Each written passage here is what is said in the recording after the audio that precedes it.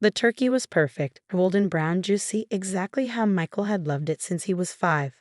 I'd been up since 4 a.m. preparing his favorites: cornbread stuffing with sage, green bean casserole from scratch, and the cranberry sauce that took 3 hours but was worth it for the way his face lit up every year. Except this year, his face was turned towards Sabrina, my ex-husband Thomas's wife, as she regaled the table with stories about her latest pharmaceutical sales conference in Miami. The keynote speaker was absolutely brilliant, Sabrina said, her manicured nails gesturing elegantly. He talked about how success leaves clues and you just have to be smart enough to follow them. I shifted in my chair, still wearing my scrubs from the 12-hour shift I'd worked until 3 a.m. The hospital had been slammed: 2 cardiac arrests, a multi-vehicle accident, and a pediatric emergency that had left us all drained. But I promised Michael I'd make Thanksgiving dinner, so here I was, running on 3 hours of sleep and pure maternal determination. Can everyone go around and say what they're grateful for? Thomas suggested, always the one for forced traditions he'd never participated in when we were married. The table was fuller than usual. Thomas and Sabrina, my parents, Michael and his girlfriend Jessica, my younger son David home from college, and Thomas's mother who still sent me birthday cards despite the divorce. "I'll start," David said, grinning at me. "I'm grateful for Mom, who somehow manages to save lives and still cook a dinner that puts restaurants to shame." I smiled at him, my sweet boy who understood, but my eyes were on Michael, waiting.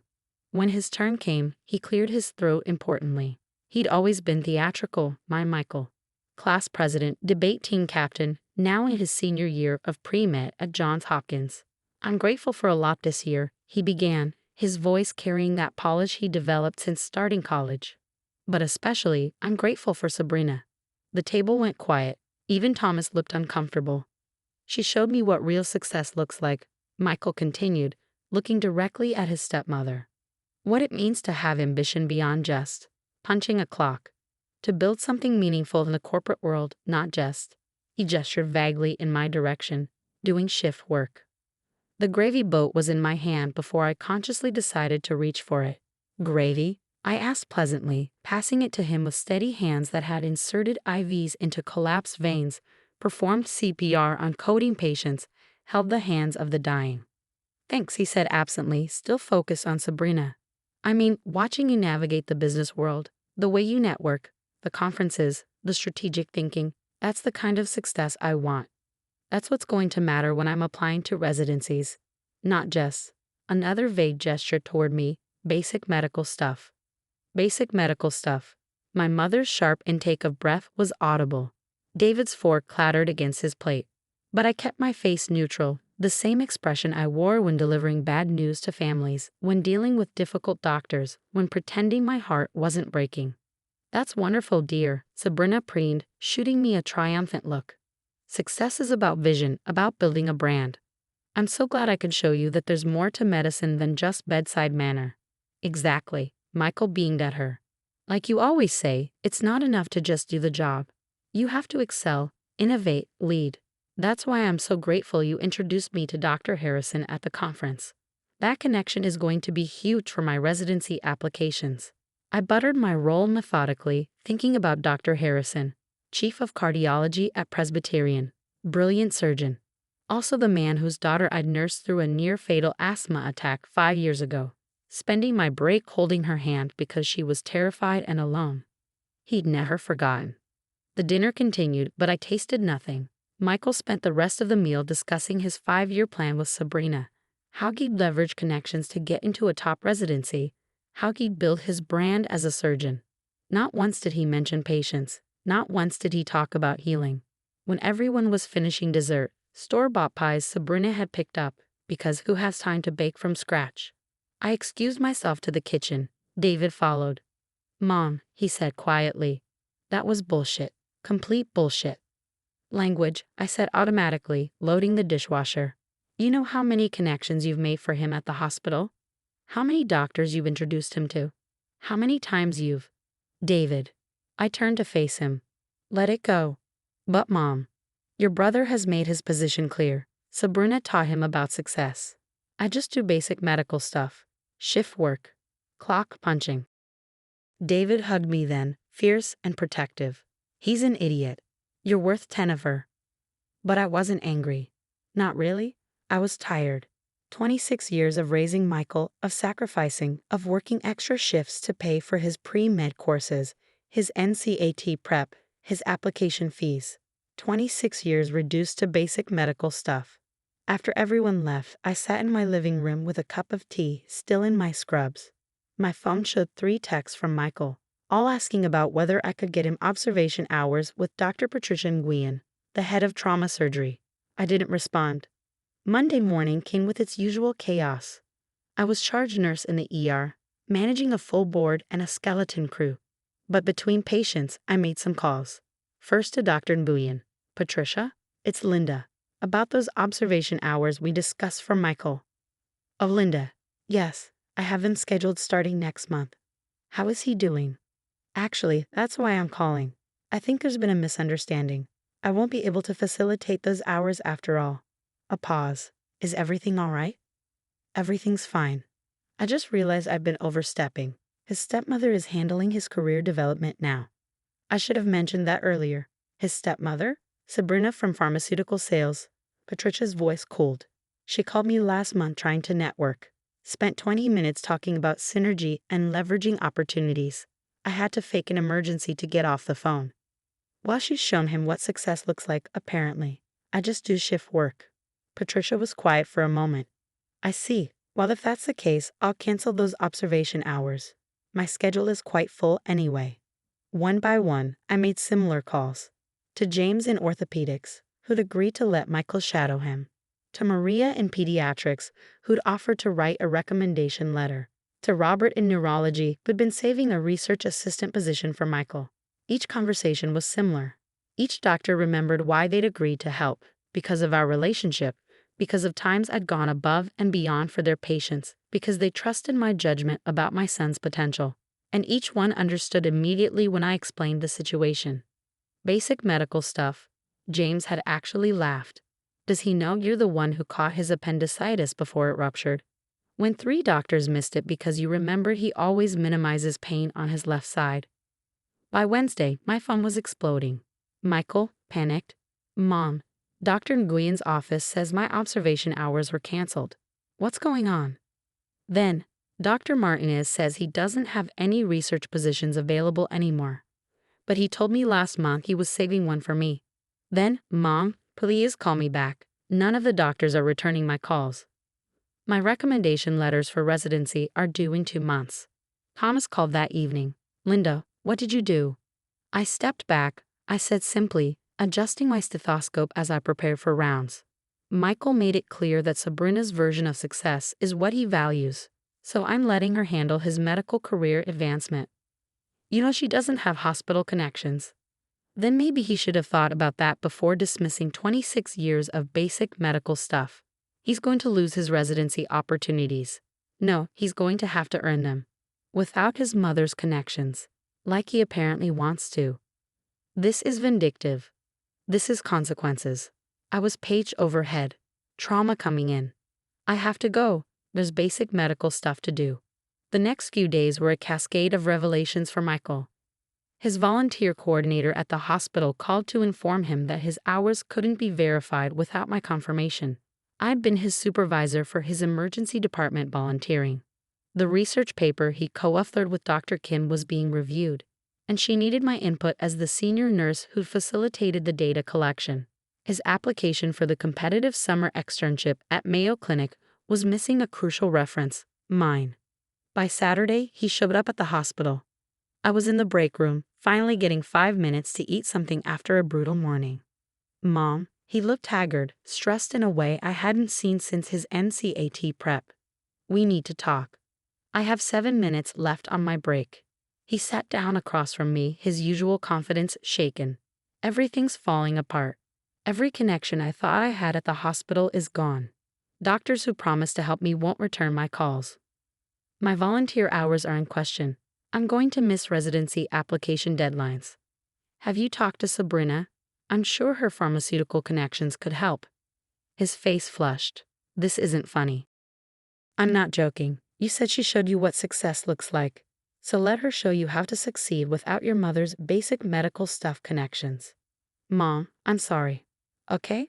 I'm sorry for what I said at Thanksgiving. But you can't destroy my medical career over one stupid comment. I'm not destroying anything.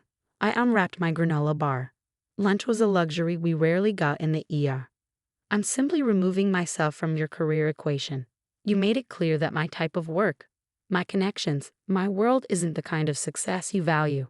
So find your own way. I can't. Don't you get it? Every door that was open to me was because of you. Dr. Nguyen only agreed to mentor me because you saved her nephew when everyone else wrote him off as drug-seeking. Dr. Martinez offered me the research position because you've been his go-to nurse for 15 years. Even my volunteer hours, I only got premium shifts in the ER because you vouched for me. I took a bite of my granola bar. So those connections from basic medical stuff suddenly matter. Mom, please. My pager went off. Emergency department needed all hands. I stood up. Michael, I love you. I'll always love you. But you're 22 years old. You publicly dismissed my career, my connections, my entire professional life as beneath you. Well, now you get to build your own career without it. This could ruin my future.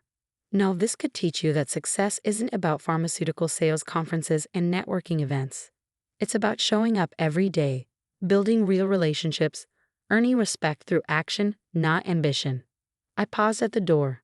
Every connection I have in medicine comes from one thing: being good at basic medical stuff. Maybe it's time you learned what that actually means.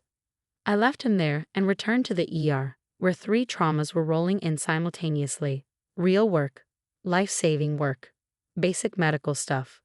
Over the next 2 weeks, Michael learned hard truths. Without my connections, he was just another pre-med student in a sea of thousands. His stellar grades meant nothing without recommendation letters from doctors who actually knew him. His resume was impressive on paper but empty without verified experience. Sabrina, for all her talk about success and networking, was useless. Her pharmaceutical connections had no weight in hospital settings. She didn't understand the culture, the hierarchy, the unspoken rules of medical mentorship. One doctor told Michael bluntly that Sabrina had called trying to leverage synergies, and he blocked her number.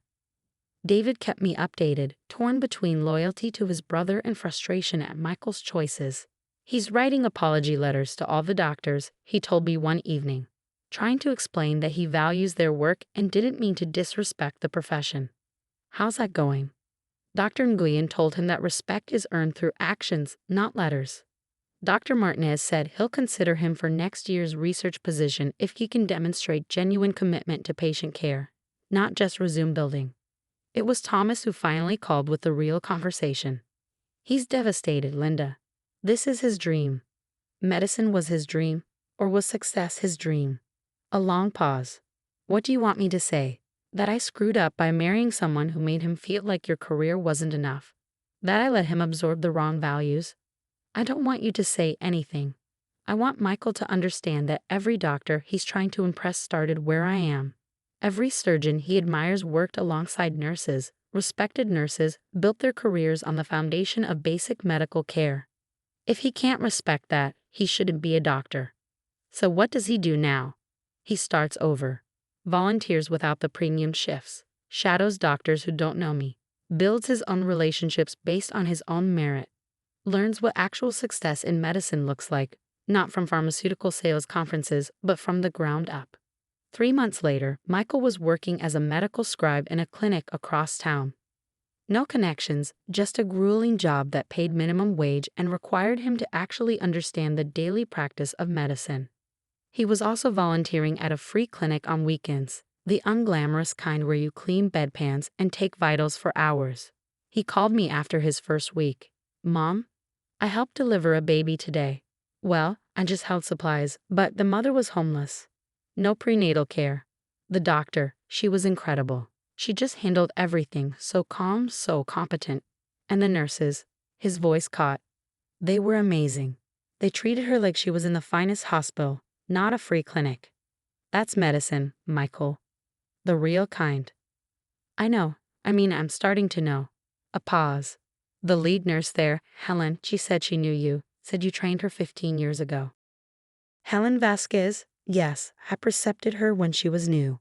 Good nurse. She said you were the best nurse she ever worked with. Said you could diagnose faster than most residents, that doctors requested you for their difficult cases. That's kind of her to say. Mom, I'm sorry. Not just sorry because I need your help. Sorry because I disrespected everything you've built, everything you are. Sabrina shows success at conferences and sales meetings. You show success every time you save a life, every time you train a new nurse, every time a doctor trusts your judgment over their own. What are you asking me, Michael? Nothing. I mean, I'm not asking for your connections back. I need to earn my own way. But maybe you could teach me what real medicine looks like, what being basic medical stuff really means. I thought about it, my boy, humbled but learning. You know I work Sunday nights. If you want to volunteer the ER, really volunteer, not resume build, I could put in a word. You'd start at the bottom. Cleaning rooms, stocking supplies, maybe eventually helping with basic patient comfort. I'd like that. I'd really like that. 6 months later, I watched Michael hold a patient's hand while I started an IV. The patient was scared, combative, but Michael talked quietly about baseball until the man calmed down enough for me to find a vein. Good job, Dr. Martinez said, passing by. Both of you. After the patient was settled, Michael found me at the nurse's station. That was incredible. The way you found that vein when his blood pressure was so low. How did you know to go for the foot? Experience, 26 years of basic medical stuff. He grinned, and for the first time in a year, it reached his eyes. Best education I could ask for. Sabrina still comes to family dinners, still talks about pharmaceutical sales like it's curing cancer. But Michael doesn't hang on her words anymore. Instead, he asks me about differential diagnosis, about patient care, about the art of medicine that can't be taught in conferences or networking events. His residency applications are due next year. He'll have fewer prestigious names on his recommendations, fewer fancy research positions, but he'll have something better, genuine experience, real mentorship from doctors who respect him for his work ethic, not his connections. And most importantly, he'll have learned that success in medicine isn't about who you know at conferences. It's about showing up for every shift, every patient, every basic medical stuff moment that actually saves lives. Sometimes the best gift you can give your children is letting them fail, letting them see what their choices really cost. Even when it breaks your heart, even when it risks their dreams. Especially then. Because real success, in medicine or anywhere else, isn't handed to you at pharmaceutical conferences. It's earned in 12-hour shifts, in small moments of compassion, in the basic stuff that actually matters. And that's a lesson worth learning, even if it takes losing everything to understand it.